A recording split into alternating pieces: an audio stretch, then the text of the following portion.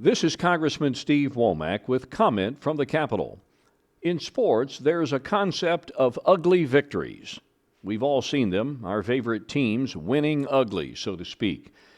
That's about how I would describe the vote this week on the budget resolution passed by the House on Tuesday. It wasn't pretty.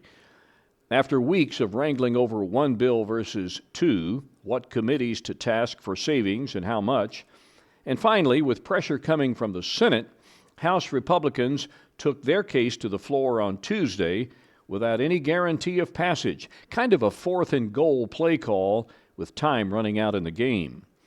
The up or down vote was the second in the series, sandwiched between a couple of suspension votes, thought being we can hold the first vote open until we are assured of the necessary votes to pass the budget resolution.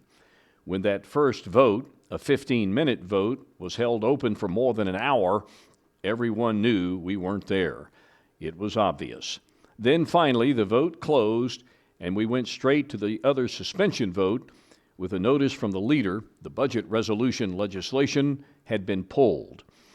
With most members on their way to dinner thinking they were done for the night, all of a sudden, they put more time back on the clock and leadership called an audible, and the budget resolution vote was back on. In the course of a few minutes, two of the holdouts, Representative Warren Davidson and Representative Victoria Spartz, two known no votes, must have seen the jersey they were wearing and changed their votes to yes. So, by a vote of 217 to 215, the budget resolution passed the House, albeit barely. The only Republican no vote came from Thomas Massie of Kentucky. Speaker Mike Johnson got a big victory, but there weren't any locker room celebrations, no champagne toasts, no trips to Disney World. That's because it's only the first of many steps on Reconciliation Road. Anyone tracking this effort knows that this first step was the easiest. It gets a lot harder from here on. First, it will go to the Senate, where who knows what they'll do to it. Remember, there's a lot for senators to tweak. Start with the floor of $1.5 trillion in mandatory savings over 10 years, including a whopping $880 billion from energy and commerce alone. Threats of cuts to Medicaid will be amplified, same for SNAP benefits. Then there's a $4 trillion increase in the debt ceiling, always a controversial topic. And of course, there will be increased spending to the military and Homeland Security, and the $4.5 trillion for making permanent the 2017 tax cuts. Like I said, the easy part was passing the resolution on Tuesday. So the week was not without drama.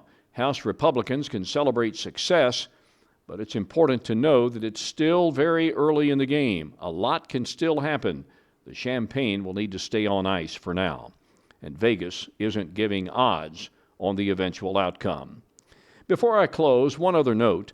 The federal government runs out of money March 14th when the current continuing resolution expires.